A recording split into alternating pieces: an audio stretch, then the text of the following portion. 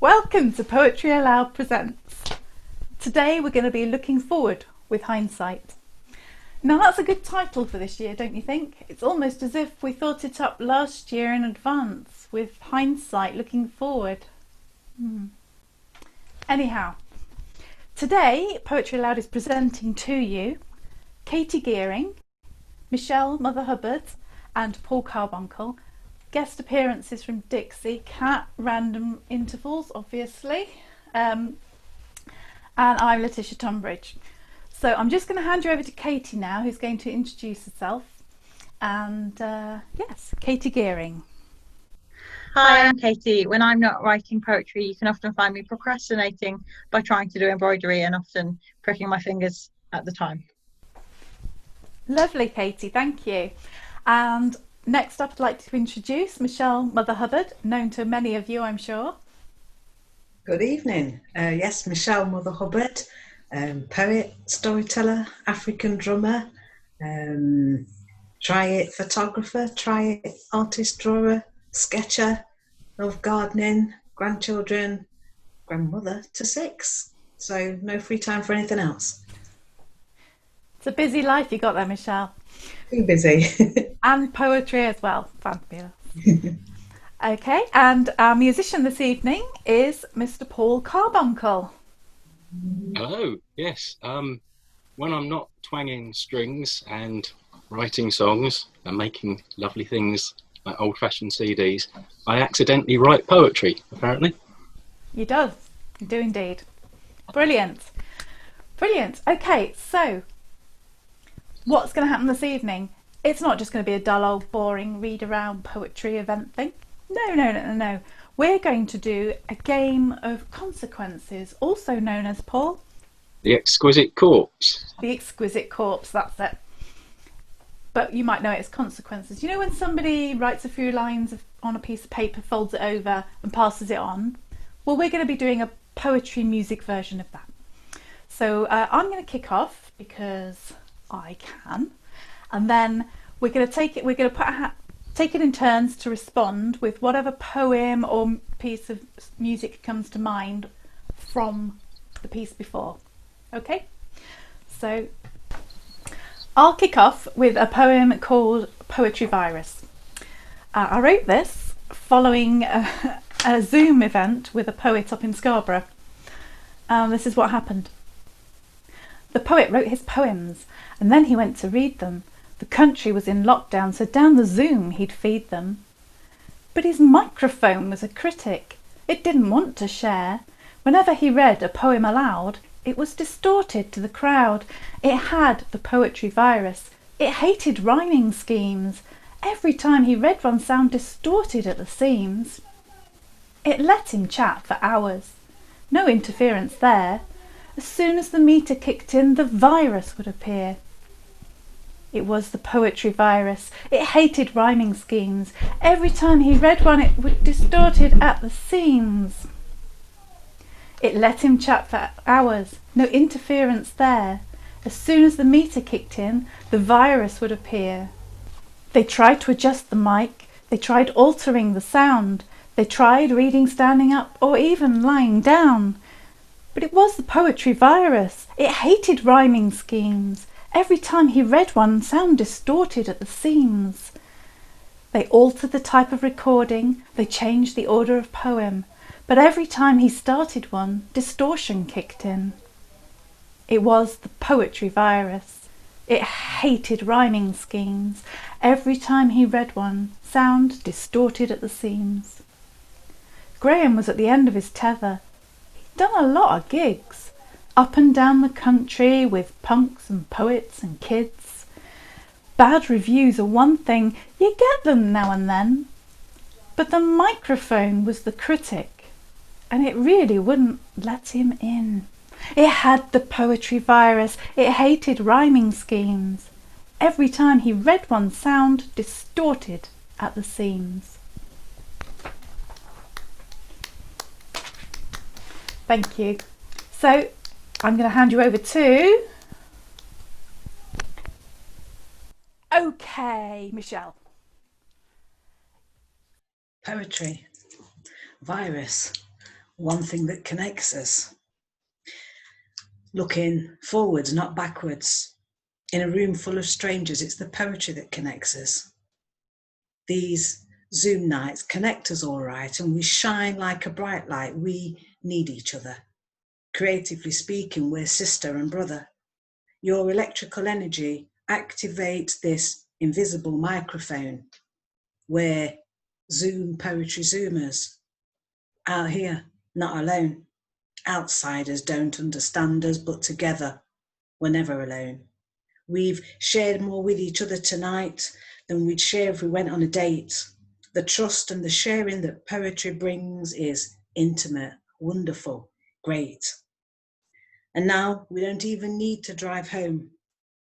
We sit here with verse in our head, and I'll sleep, then I'll write, then I'll sleep some more, then I'll sit on the edge of my bed.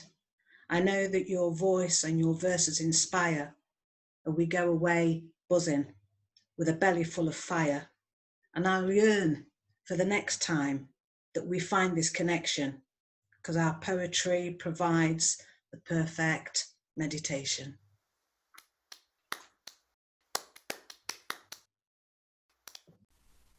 Thanks, Michelle. So, Paul. Oh, Katie. I said I've got a couple about lockdown, but not about poetry in lockdown. It's a connection, Katie. Yeah. Sounds good. Estivate Part 2. The chirping birds are even louder now, singing lullabies to babies just born, hopping from tree to tree with worms in their beaks. A gust of wind shakes the nearby branches, and blossom falls like a broken piñata. I pick pink petals out of my hair, and I'm grateful for this time. Balmy evenings with pastel sunsets, discovering streets a stone's throw away, rainbows adorning windows and daffodils brightening up empty pathways. Have the birds always sung this much? I'm used to the steady drone of cars constantly by my window, the beep of the pedestrian crossing and the laughter of passing groups. I prefer the bird song. I've always wondered how it'd feel to hibernate, but in my visions, it'd be winter. The cold mornings breathing frost on the glass, watery sunlight breaking through the grey clouds after too long a slumber, and I'd be grateful, smug, watching bundled up coats and scarves traversing icy paths as I lay under a blanket and snooze like a cat. I didn't expect it to be like this, a universal pause, estivating whilst the world keeps on turning. The trees are growing verdant, ducklings are hatching from eggs, foxes are free to roam at night, and inside we stop.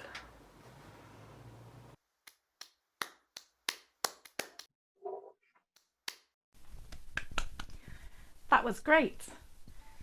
Anybody pick up a line there? Paul? Birds, trees, cherries.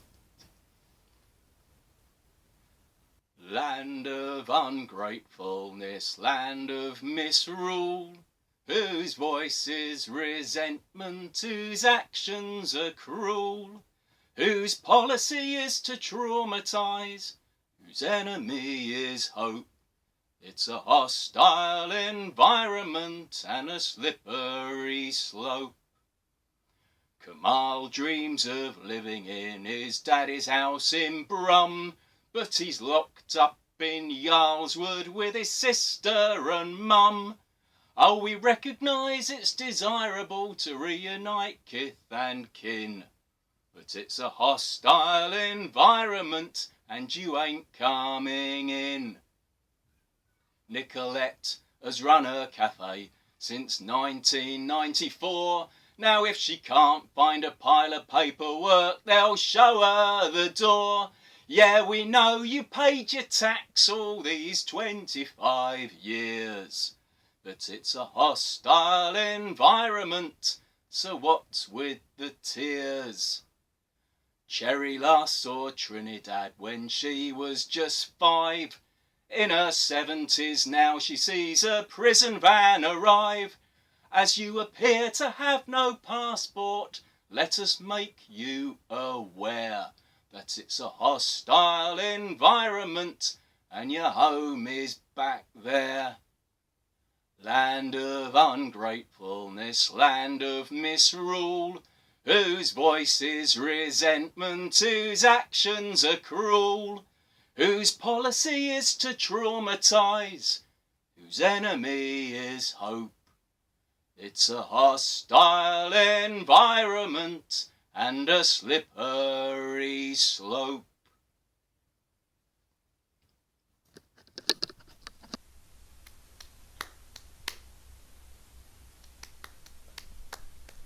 Thanks, Paul. Hostile environment. It's almost as if this government doesn't know what they're doing, isn't it? As if. On the other hand, we have had confirmation of uncertainty. It's official. We've had the email. The school confirms we are definitely in a period of uncertainty. It's official. We've had the email. The boss confirms our job security is definitely an uncertainty. It's official. We've had the email. The city confirms it awaits advice defiantly in uncertainty. It's official. We've had the email. The government is still in charge. We are certainly in a period of indefinitency. Thank you. Michelle. Over to Michelle. Speaking of politics, as I don't like to, it makes my blood boil. I certainly wouldn't be voting for any of the lot we've got at the moment, but please don't vote for me. I turned poet because I ain't a politician. See, there's things I need to shout about and I won't wait for permission. You will not give me airtime, I don't need your transmission. I'll tell it how it is and won't be silenced into submission. I don't need party political quotes. I'm not here to gain extra votes. My pen defends each sentence that I ever wrote. I write poetry, not referendum. If MPs try to follow me, I'll quickly unfriend them. Ask me any question, I'll answer it fairly, and I'll speak loud and I'll speak clearly. And those at the back, well, just check in. Can you hear me? I'm not here to baffle you, don't want to confuse you. There won't be a selfie of me trying to abuse you. If I was a politician, would I mix the truth with lies? Would I deny permission to the yearning in your eyes? Would I walk all over my mother and never apologise? Eat the bread of wickedness while she eats humble pies? Would I hold an offshore bank account, of which I would deny? Carry a tashi suitcase, briefcase, dressed in suit and tie? No, I'll be a poetess and dress the way I want to dress. I will not ask you to place an X in any silly popularity contest. No. So I'll just refuse any manifesto that tries to prioritise politics before poetics.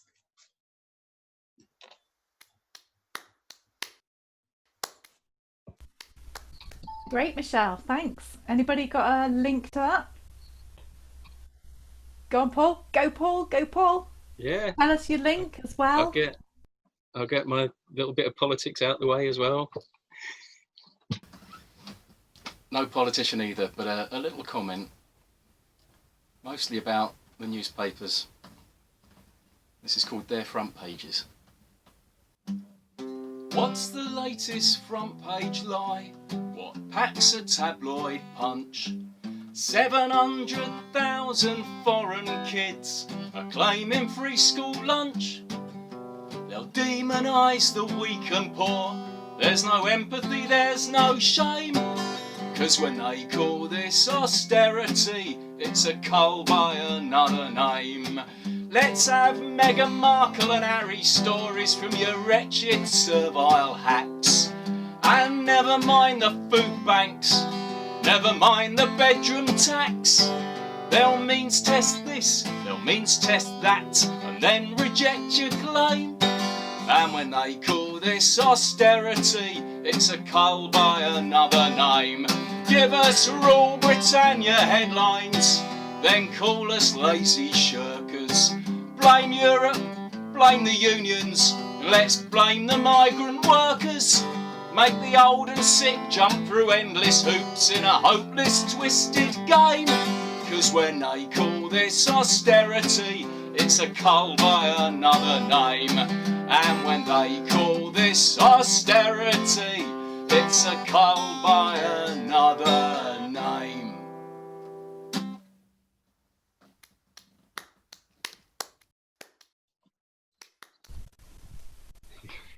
Excellent. Keeping it Excellent. cheery. That put me in mind of my poem Lifelines, so I will read that one now. Some rivers don't run to the Great Lakes, the reservoirs, or the sea. We all hear the trickle of the young, the babble of the shallows, the roar of the rapids and the whoosh of the deeps as they journey to their destinations. But some rivers don't run to the Great Lakes, the reservoirs, or the seas. Some become quieted. They sink from sight, pushed by boulders into deep silence. Run crazed between strata of molten lava, forced into cracks, divided, frozen, damned. Some rivers don't make it to the Great Lakes, to the reservoirs, or to the seas. Thank you.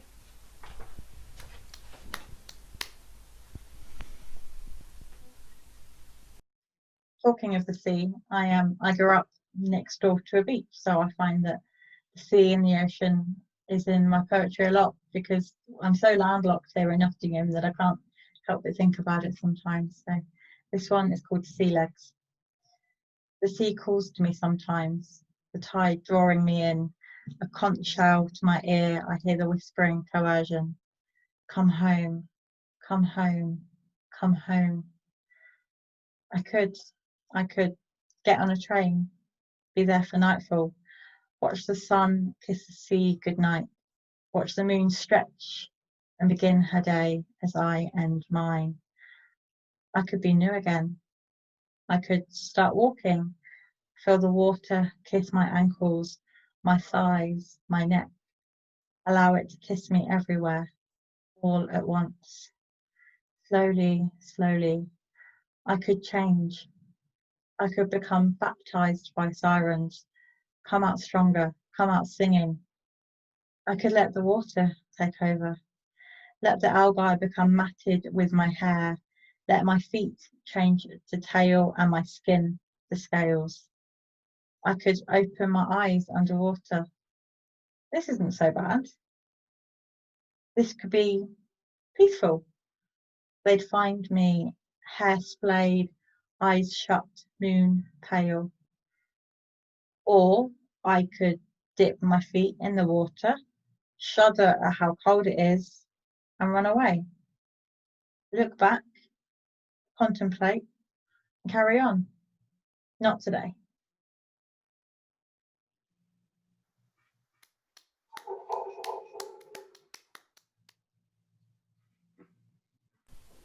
Excellent. There's loads of connections. Okay. Okay. I love that one about the ocean, and it made me think of the things that we couldn't foresee. I haven't been abroad for years and wanted to go to Corfu this year. And obviously this time last year we'd have had no idea that that couldn't happen. And that reminds me of a time before when I'd been to Corfu, when the electrics went out because of a storm, and I sat in the room watching out across the sea. We were very close to the sea at this most amazing storm, which brings me to this one called Storm Clouds Are Raging. Turbulence is gathering, there's going to be a storm. Ignorant cold meets hot, angry air. Agitation brewing, times are raging. Restlessness is visible. Caution was thrown to the wind and now whips back in a tornado of emotion. Disturbance is forecast, but havoc is predicted. Black storm clouds gather, a rumble with anger. Hot meets cold and it causes a clash. An almighty clap, a lightning flash, thrown into turmoil. A commotion on a grand scale. What a hurly-burly. Fooled by the calm before the storm, this mutiny is bound to run its course.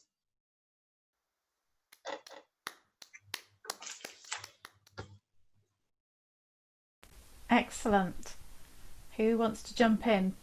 Paul, I know you've got one that I would do if I were you. You're going to have to help me again, Tish. Might have an onion in it. It's got an onion in it. I was waiting for Katie's onion. Yeah, but you can lead to her onion. I can lead to... Oh, of course. She's good at this. But Michelle was talking about, you know, the calm before the storm, and yours is the after. Yeah. Right then.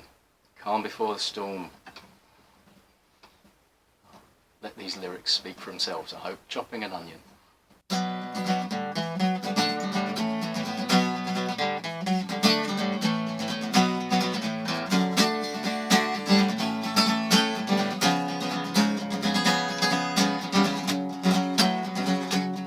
She was chopping an onion she'd grown in the vegetable patch she'd dug in her lawn. She glanced out the window and then looked again as the telegram boy turned into the lane. She shamefully wished the young angel of death upon innocent neighbours under her breath. Then her heart split apart and a single tear fell as he walked up the path and rang on the bell. He stood in his navy blue jacket and hat and held out the envelope, eyes on the mat. She opened it painfully. "Thank you," she said. "Regret to inform," was as far as she read.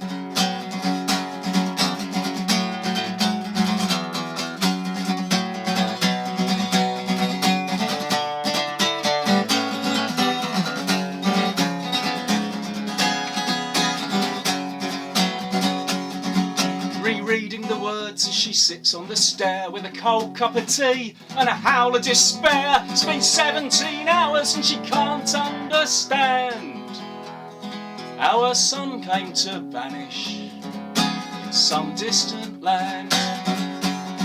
It's been 17 weeks and she wishes she knew if he suffered, how he suffered, where he suffered and with who. Then comes a letter describing her grave. Says she ought to feel proud. He was strong, he was brave. It's been 17 years and she's never known why her boy had to go, why he didn't come home. She's still growing veg and she's still baking pies.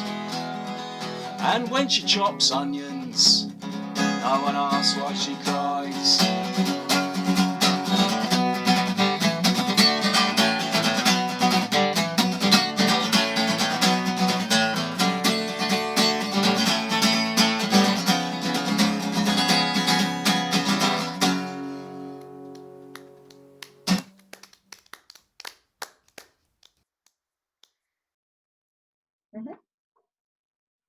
As there are many different types of onions, there are also many different types of creativity that mention onions.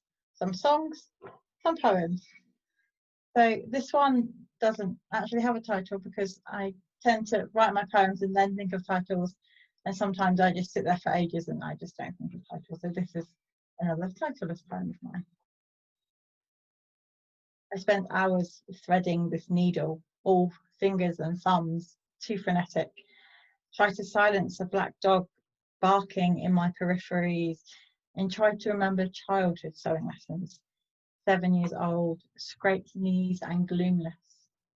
I wish to be like this again, wish to be like I portray myself, scatty and clumsy and unafraid of what's new, lying to myself, lying in the way new lovers do, undressing layers like onion peel, spilling secrets in the dark, spooning with your front curled into my back like a question mark, the palm of your hand resting on my thigh, coaxing out each hateful thought of mine without even trying, with trust no other person has tried to earn, soothing the black dog, soothing my restless limbs, kissing the punctures on my fingers from the slip of my hands, and reassuring me I am fine just as I am.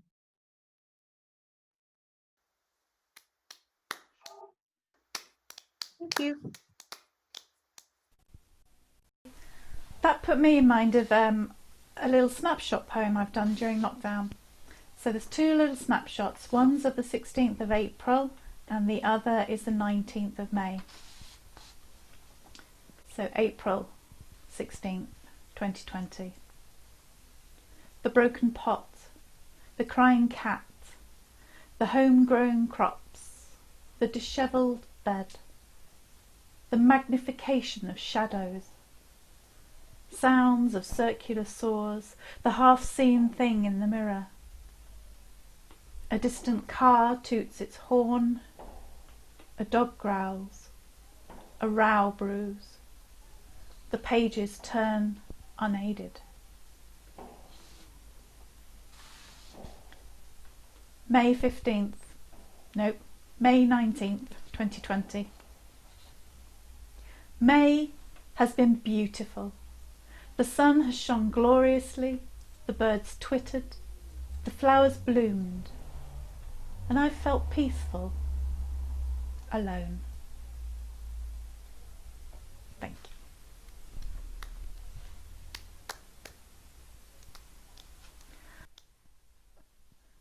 Michelle, okay.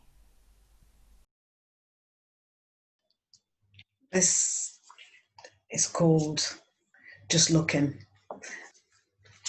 and thinking of the things that we saw poem there back in April, things that happened then that we couldn't have foreseen now, and how we look backwards and we look forwards. Just looking, running wayward, looking backwards. Centuries weave raindrops through my long forgotten dreadlocks. Persuasive as ever, I admit it, you're clever, as you access my emotions once more, and tears trickle down to the floor. Boundaries surround me, I'm glad that you found me just in the nick of time, or I might have got nicked for a crime I'd already conceived in my mind. Umbilical connections define our relations, so even when I go undercover, I always look just like my mother. Your lines run across my palm. The sound of your heartbeat makes me feel calm. My forefathers smiled from your eyes, shining like stars in ancestral skies. I'm pretty sure we've met before, like a distant sea to a distant shore, but we're face down, drowning. In uptown clowning, and people are surrounding to get a closer look. Are you buying this book? If not, put it down and move on. You're creasing the pages and stealing the wagers till the hopes of a poet are gone. So press mute on your Zoom record and don't record this one.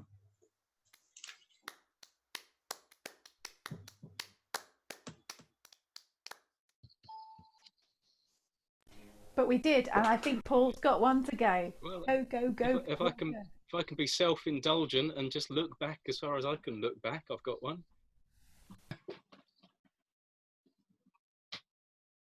My earliest memory, which is as much smell as anything visual, is of the hop gardens of Kent and picking hops with my mum and my nan. Here's a little bit of nonsense accordingly. Now, dear old mother nincompoop had nigh 12 months been dead. She heard the hops were pretty good and she just popped out her head. And it's our lousy hops, pick 'em up all off the ground. Our lousy hops, we pick 'em up when the measurer he comes round. Now some of us are pluckily born and some are from the shires, and one or two a gravel walk with woodbines and guitars. And it's our lousy ops, pick 'em up all off the ground. Our lousy ops, we pick 'em up when the measurer he comes round. Now 12 o'clock, it's dinner time, down in the up we go. There's apples off the orchard and there's cobnuts off the row. And it's our lousy ops, pick 'em up all off the ground. Our lousy ops, we pick 'em up when the measurer he comes round.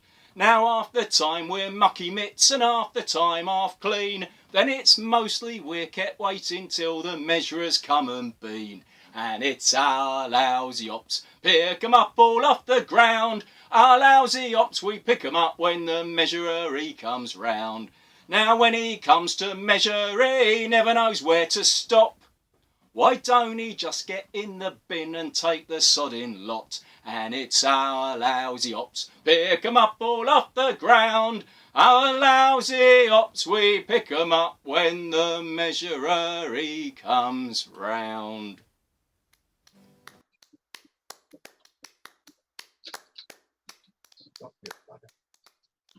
Yeah. And that's that. Nice one, Paul. Okay. I have a poem about memories. I don't know if that would probably fit quite well, wouldn't it? Yeah. And it mentions acorns. Excellent. Memories are funny things, aren't they? I suppose. I wrote about my memories quite a lot, but this next poem talks about memories that are quite long-reaching, I suppose. It is aptly called Memories. The acorns were first, brass shining in morning sun, bulbs worn smooth by frantic fingers, lying forgotten on an old desk in a room I could no longer bring to mind. Three sisters next, Orion's belt sparkling in ink sky, invisible tethers connecting loop to buckle, standing out even in streetlight, just voices on the wind, keeping me safe and showing me the way home. The smell of an old book transports me back, spine crackling like coal on a barbecue, as my nose is filled with 1,000 stories waiting to greet me. I wonder how many memories jostle for space in my brain, push themselves to the forefront just once before bowing out, making room for new ones I haven't experienced yet.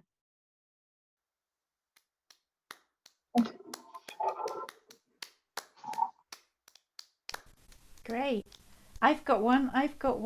Can I go? See, that made me think of this poem.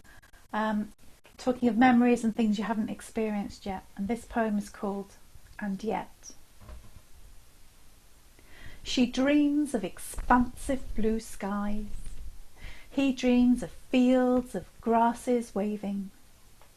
She dreams of fresh, crispy air. And he dreams of unrestricted motion. She dreams of space to fully stretch. He dreams of wildly leaping, yet they are together in this place. This flat with 4 little rooms. They have to share the bathroom space. They have to share the kitchen. They want to share the bedroom space. This leaves just 1 room. Yet they can't imagine not being together. They can't imagine being apart. They can't imagine staying in forever. They can't imagine going out. They can't imagine how this will end. Yet he dreams of splashing in rivers with her. She dreams of walking miles with him. He dreams of leaping boulders with her, and she dreams of skipping stones with him. They dream of days when this is over, yet they are together in this place, this flat with 4 little rooms. They have to share the bathroom space. They have to share the kitchen. They want to share the bedroom space. This leaves just 1 room. Yet this room, despite the zooms it holds, despite the work pile's mess. This room, despite the we in the corner. This room, despite the view to the west, holds treasure precious in a jar. Yet, in 2020, all through the weeks of lockdown and pandemic chaos, of smelly socks and PMS rages, of eating too much and too much drinking, all the time they are thinking what endearments to speak on paper, wishes and promises for the future. Yet, here they are, confined inside 4 small rooms for months on end, just the 2 of them together, dreaming of stretching, of leaping, of space, planning their forever plans, only going out for essentials. Not once did they expect the sickness would affect them, and yet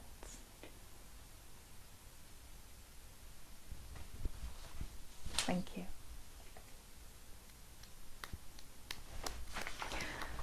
Thank you. Anybody have a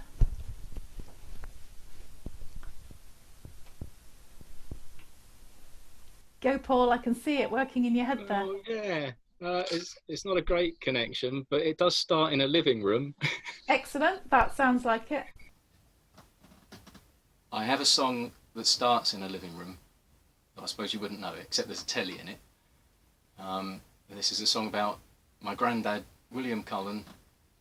It's called Dublin Bill, and it starts in the front room in Walreeds Avenue in South Ashford. He says, "Woman, turn that racket off." So she puts down her tea. She shuffles across the living room and she turns down the TV.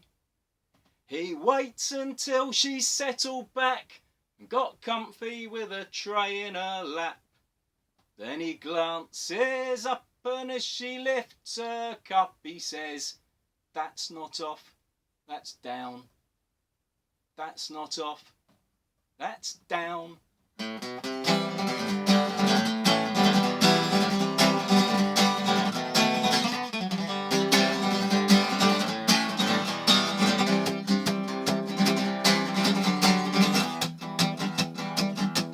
Shall we begin back in County Kildare? Dublin Bill, would it be fair to say you weren't a one for school?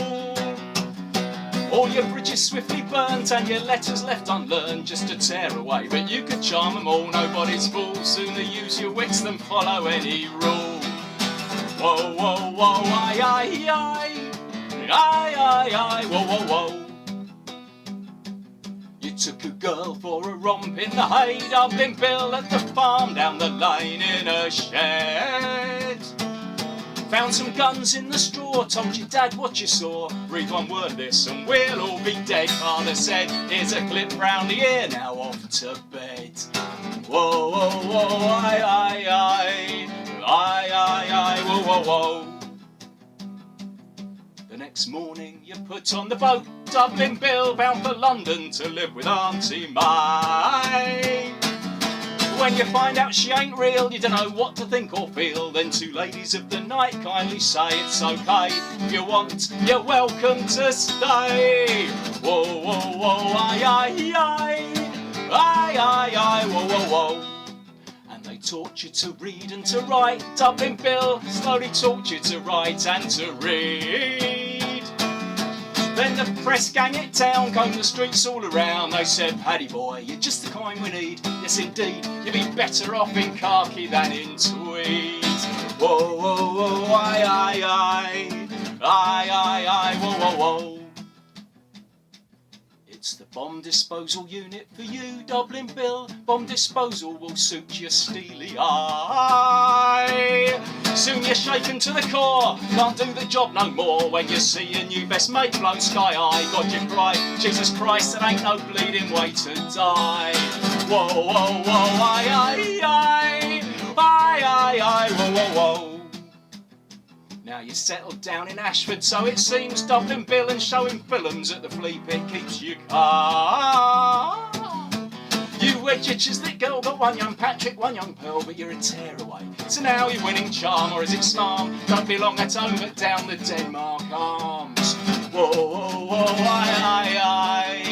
aye, whoa, whoa, whoa.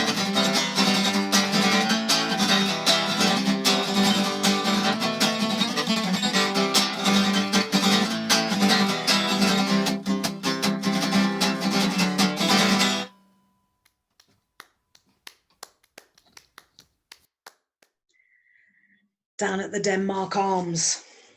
Not that I drink, but it would be nice to think that we're free to go and do what we like and drink where we like and drink what we like instead of having to bottle it all up. My life is on the rocks, shaken, not stirred. I've been thinking about taking up drinking. Tired of bottling things up, I need to find a release. Do I make myself clear? I'm pouring my heart out here. I'm sick of being hung over a barrel. I've been clearing out my cellar to make way for the future. There's a crate full of happiness just around the corner. 50-something was supposed to be the happy hour. Life's elixir soon turned sour. Then somebody shouted, "Last orders," and I'd only just walked through the door. My glass got knocked onto the floor and shattered. But there's no use crying over a spilt pint, I know. But there was more in that glass than just a pint. It was my future. You tried to convince me my glass was half empty, but life always taught me to think positively. So I saw that glass as half full. Still, life is full of hiccups. I won't get dizzy with worry. I'm going to slip through life. I ain't in a hurry. Life sweetens naturally with time, like a bottle of vintage wine. Unfortunately, I can't find a corkscrew, and the whole bloody country's on lockdown.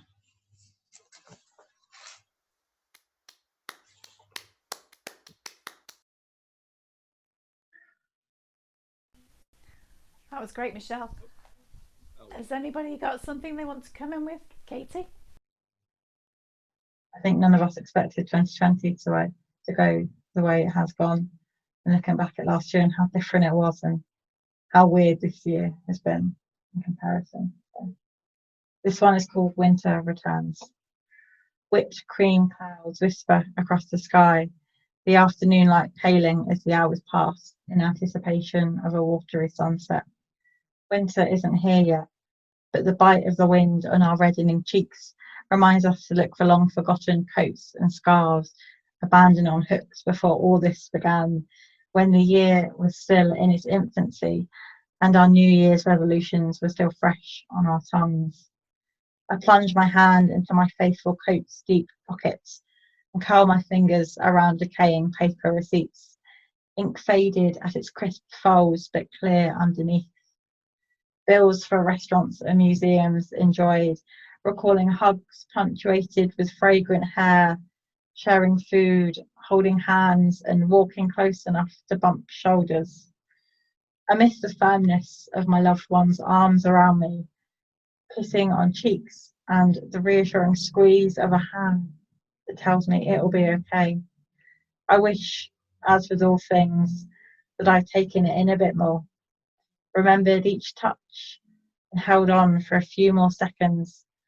And as I coax out these memories of warmth, I fold the receipt again and I place it safe, not in the bin, but back in its pocket.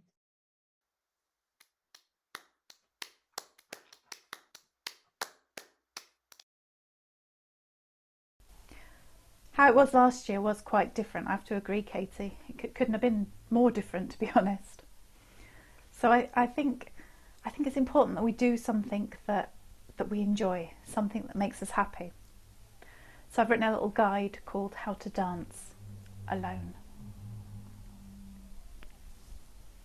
I was going to stand up and do this, but if I stand up and do this, all the wires will come out and it'll all go horribly wrong. So you'll just have to dance with me. Listen to the rhythm, nod the bass, feel the beat. Show it with your backbone, extend left, bend it right. Shoulders dip with rhyme, rise in time, drop and roll. Catch apples with your arms. Float them out and let them go. Relax. No one's watching. Free your feet, let them bounce. Circle your hips round again. Other way, now bend. And dip. And repeat. Listen to the rhythm, nod the bass, feel the beat. Show it with your backbone, extend left, bend it right. Shoulders dip with rhyme, drop and roll, rise in time. Catch apples with your hands. Float them out and let them go. Relax. No one's watching. Free your feet, let them bounce, circle out your hips. Other way. Now bend and dip. And repeat. And let that smile in your heart curl your lips. You're dancing. Thank you. Hope you enjoy the little dance.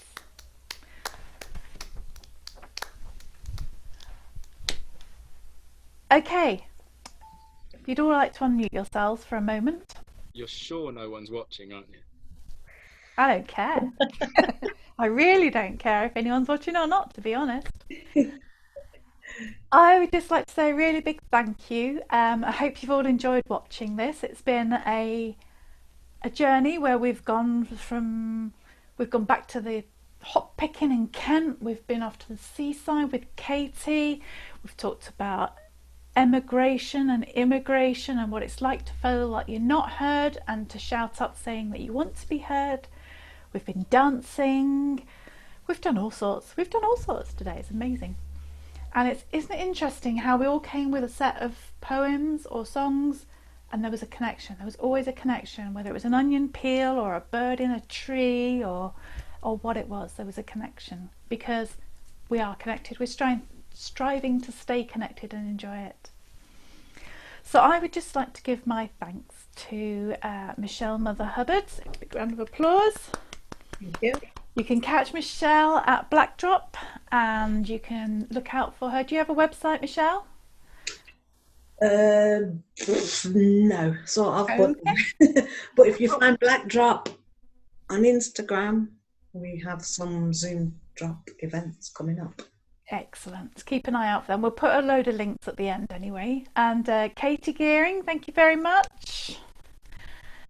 Katy generally hosts Luderati, but obviously with lockdown that's not been happening. Have you been doing any Zoom events, Katy? We did do some Zoom events. We took a break for summer and we're taking a long summer break, so maybe that will start off again soon. If you look at Nottingham Writers Collective on Facebook or Meetup, you can find the groups there and we'll put an update in when we start doing our writing groups again. Brilliant, thank you. And we've got Paul Carbuncle, thank you very much. Now Paul, I know, has things on Bandcamp on his website. Wrote it out like that. Oh, he's good, isn't he? Because I couldn't remember what order it comes. You name them Bandcamp, apparently. Yes, please, you can even get a t-shirt now. The future's here. It's just boring. And your new CD is called? Monkfish Mix Up at Farmer's Market, obviously. Obviously. Check, yes. It's all right. It's good. Yeah. It's very good. My name's Lytisha Tunbridge. I perform my poetry in various places and I have a few books out. You can find these on the LytishaPoet.com website, but here we are. Every Last Biscuit, World Jam Anthology, a backpack on his backpack, all in a different order. And I'm the host of Poetry Aloud Presents, so look out for us online and everywhere. And big thanks to Keith Turner as well for putting this together and doing all the hard work. If you saw the pickle that we all got in recording this, you'd realise what a hard job Keith has had to do to come up with this at the end of it. So thank you very much to Keith. Yes, and thank you very much, audience, for joining us, and to Nottingham Poetry Festival for putting us out to you. Okay, so thank you, Paul, Katy, Michelle, Keith for teching. And you all for joining us. And I'm Lytisha. Good night.